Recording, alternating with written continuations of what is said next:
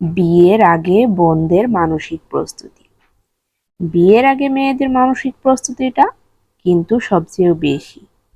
কারণ পুরুষ যত টাকা আয় করুক না কেন, ঘর কিন্তু সামলে রাখেন ঘরের মেয়েরাই।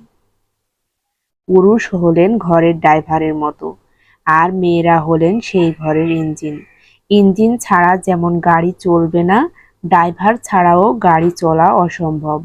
তাদের সবচেয়ে বড় মানসিক প্রস্তুতি হলো এত বছর চেনা পরিবেশ আর নিজ পরিবারকে দূরে রেখে নতুন এক পরিবেশে গিয়ে নতুন পরিবারকে আপন করে নেওয়ার মানসিক প্রস্তুতি।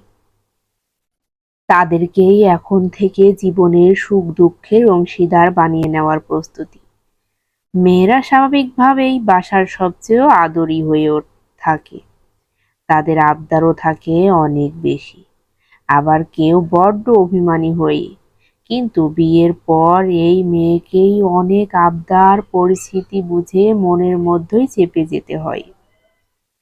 আগে হয়তো নিজের বাসায় এঁটো বাসনগুলো ধরতেও ঘেন্না করত। এখন তাকে এসব তো পরিষ্কার করতে হবেই, কদিন বাদে সন্তানের মল-মূত্র নিজ হাতে সাফাই করতে হয়।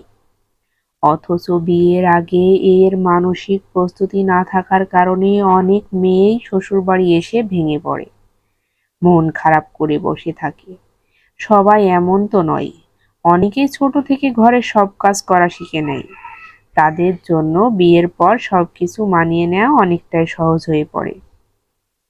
আবার অনেকের অভ্যাস হলো সকাল ৮টার আগে ঘুম না ভাঙা। এ নিয়ে বাসায় প্রতিদিন বকাঝকা শুনতে শুনতে ক্লান্ত হয়ে ওঠে। কিন্তু বিয়ের পর এমন হলে চলবে না বোন। এখন ফজরের পর উনুনের আগুনটা প্রথমে আপনাকেই ধরাতে হবে। আগে হয়তো বাসায় বুয়া এসে কাপড় চোপড় ধুয়ে দিতেন।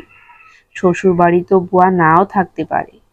তখন নিজের কাপড়, স্বামীর কাপড়, প্রয়োজনে খেদমতের নিয়তে শ্বশুর শাশুড়ির কাপড়ও ধুয়ে দিতে হবে।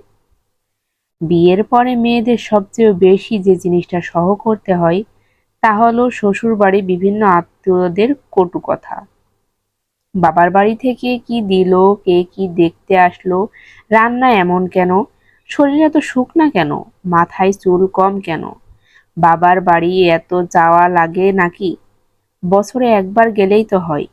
এসব নানা রকম কথা শুনতে শুনতে অসহ্য হয়ে ওঠে। বাবার বাড়ির রাজকন্যা এখানে এসে হয়ে যায় ঘরের বউ। পার্থক্য এটাই যে বাবার বাড়িতে তার মন জুগিয়ে চলতে হতো সবার। তার অভিমানের কাছে যেন রাজ্যের ক্ষমতা নস্যি হতো। কিন্তু কোনো কিছু চাওয়ার আগেই যেন তার সামনে তা হাজির করার জন্য সবাই ব্যতিব্যস্ত। অথচ এখন এখানে তাকে চলতে হবে সবার মন জুগিয়ে। এখানে অভিমানগুলো সব আসলেই মুছে যায়। কত আবদার হারিয়ে যায় স্বামীর সামর্থ্য না থাকার কারণে। এসব মেনে চলার জন্য বিয়ের আগেই মানসিক প্রস্তুতি নেওয়া দরকার বোন। যেন বিয়ের পর তোমাকে ভেঙে পড়তে না হয়।